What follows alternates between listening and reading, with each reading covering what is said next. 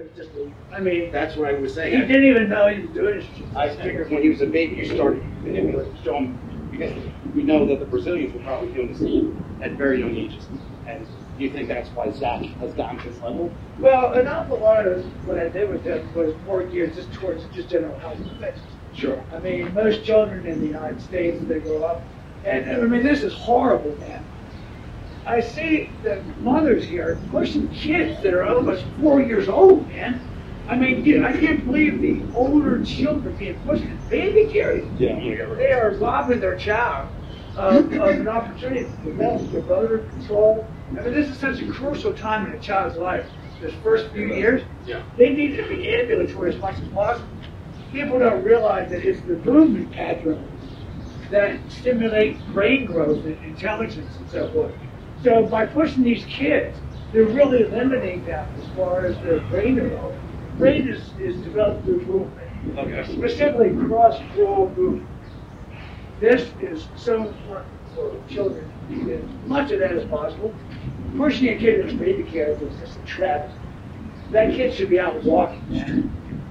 And I mean, I understand, you know, mothers, They're hustling. busy city, they're hustling and all that, but it's not doing the kid that. No. I'm trying to help the baby. I look at it almost like they need physical therapy from when they're born up. So I try to help them complete the patterns they're trying to get to. Exactly. And when it was that, he was moving from the time he was small. It's because everything is play.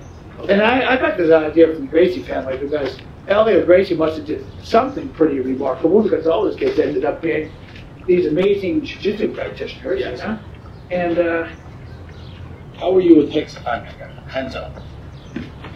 He might be showing up. So he was one of the brothers that one of the cousins. I was with, you know, there's two sides of the family. Yes. There was Carlos Gracie, right? The one older brother.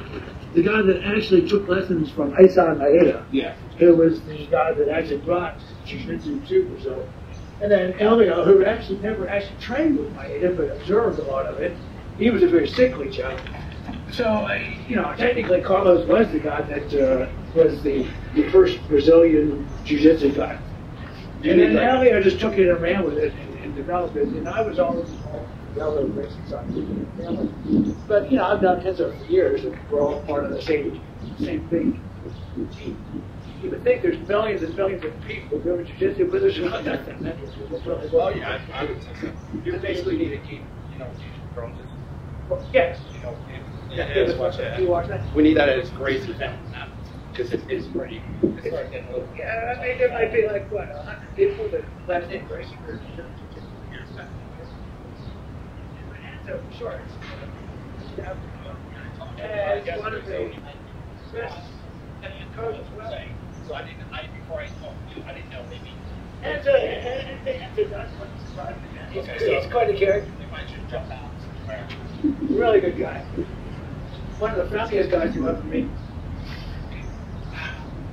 Look at that. Now with Zach, I never pushed him, George. Props to Zach. Where is he, by the way? He's in San Diego. He's teaching at San Diego.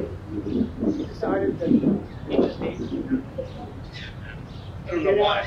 to a place, you know, he needed to get some place where you know, he had a chance to really develop his game and so forth.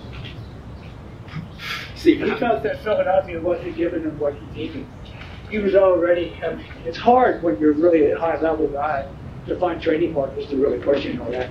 So he's thinking possibly of actually even leaving Gracie San Diego where he's not getting the training that he wants from, and maybe going to a fitness school.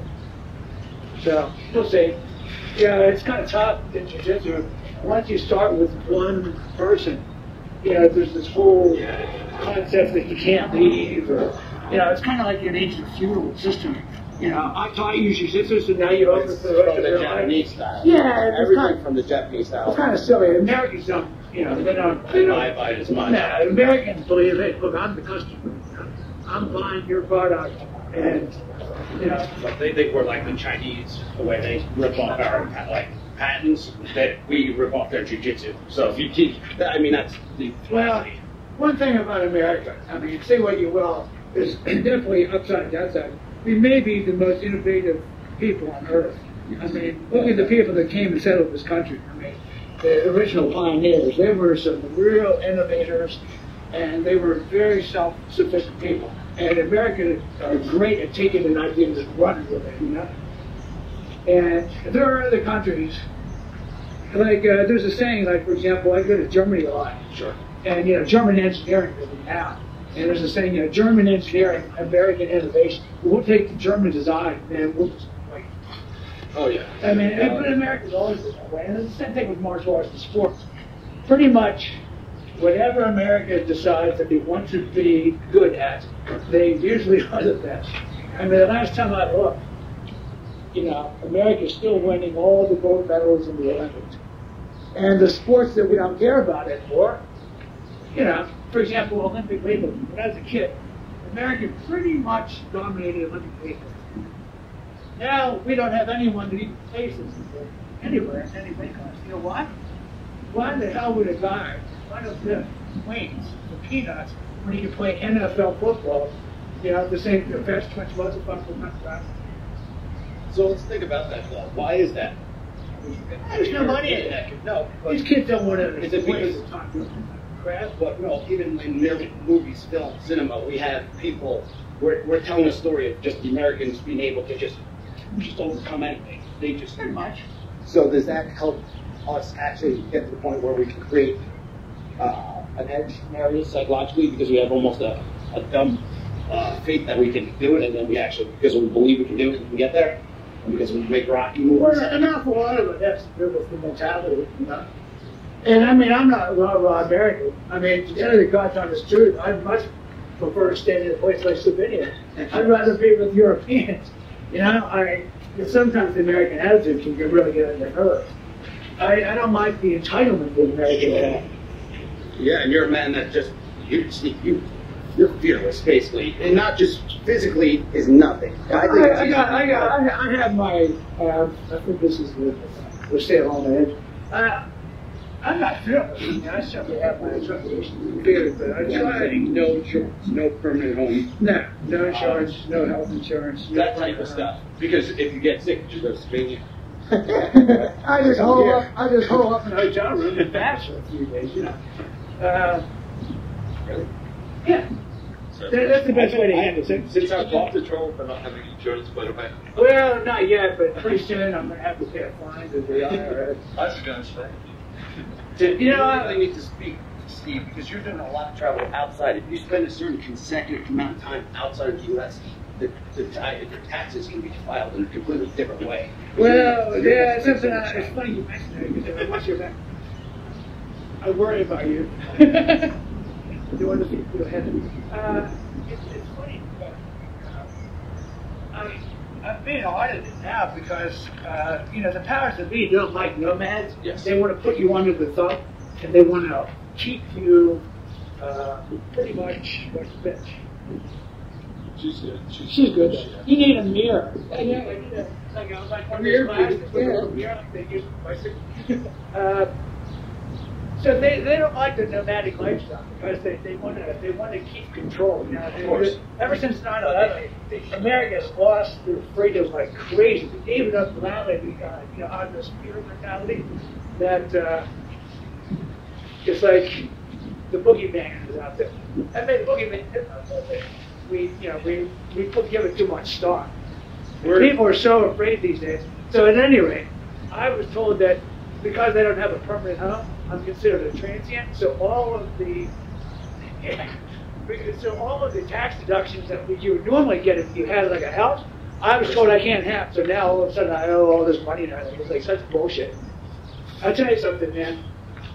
I would almost consider just because you have various tax systems, I'd almost be wanting to give up my citizenship. Man.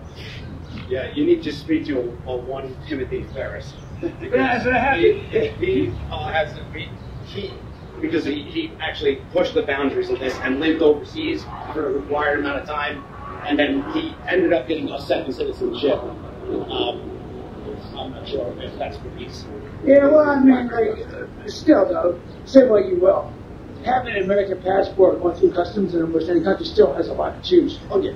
I noticed that where they'll be scrutinizing some dude from China, you still have a lot of privileges in this country, so, But I'm not a rah-rah guy, but, something like that. But we do have a land of excess, man. People, way too much materialism, and you can see it. People that amass all this stuff, houses full of garages full of junk and attics full of stuff, they amass fat on their body. It's like an accumulation mindset. The same mindset that goes to having all this stuff you don't need. It also goes towards amassing excess body fat. I mean, you can see it all the time. Well, I feel somewhat, not myself, but I study a lot of psychology. We are creating situations. Humans have the ability to want anything if we present it in the right way. So if we continuously are, I guess, putting people, we'll shame outsiders here. If somebody takes a different path, but if you're not really keeping up with the jungles here, you can get shamed out of most of the neighborhood territory. Yeah, it affects the way, so then they just become absorbers of all the energies. But that's a pretty low level of consciousness, I agree. So they just need to wake up to the fact that, what are you doing? I mean, we are on this earth for a very short time. I look at it as a transitional point, or like a stopwatch. I don't believe devil's advocate. Yeah, no. And like working a job that you don't particularly care for. I mean, spending all those hours. This is awesome. Check this guy out here because mobility work. Yeah, that's really cool. You see this